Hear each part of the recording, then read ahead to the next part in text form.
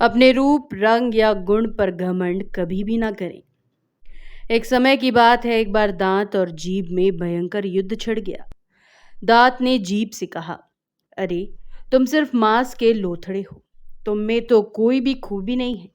ना ही तुम्हारा कोई रूप है और ना ही कोई रंग। हमारे सभी दांत को देख रहे हो, कैसे मोतियों की भांति चमक रहे हैं।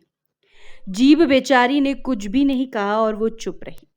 दांत ने फिर जीभ से कहा, अरे, तुम चुप क्यों हो? हमसे डर रही हो क्या? हम हैं ही इतने सुंदर, तुम हमसे जलोगी ही ना। और हम हैं इतने मजबूत और डर तो तुम्हें लगेगी ही। जीभ दांत की बातों को अनसुना करते हुए चुप रही। दिन बीतते गए, समय अपने रफ्तार के साथ आगे बढ़ता गया और देखते ही देखते कई महीने और वर्ष बीत गए। अब उम्र ढलने के साथ साथ धीरे धीरे करके एक एक दांत गिरते गए।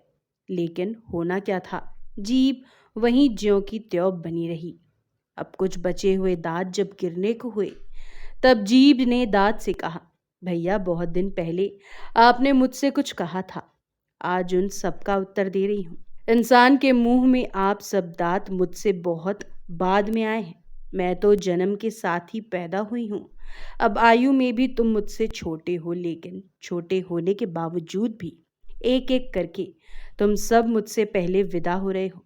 इसका कारण पता है? दांत ने जीभ से अब विनम्र भाव से बोला, दीदी, अब तक तो नहीं समझते थे, पर अब बात समझ में आ गई। तुम कोमल और मुलायम और हम कठोर हैं। कठोर होने का दंड ही हमें मिलना है।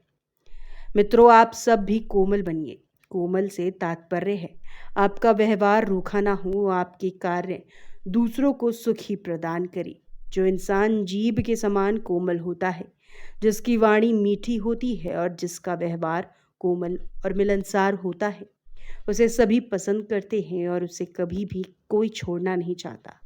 अपने रूप, रंग या किसी भी गुण के दम पर कभी भी घमंड ना करें। किसी का भी अनादर ना करें, चाहे कोई आपसे उम्र में छोटा हो या फिर बड़ा।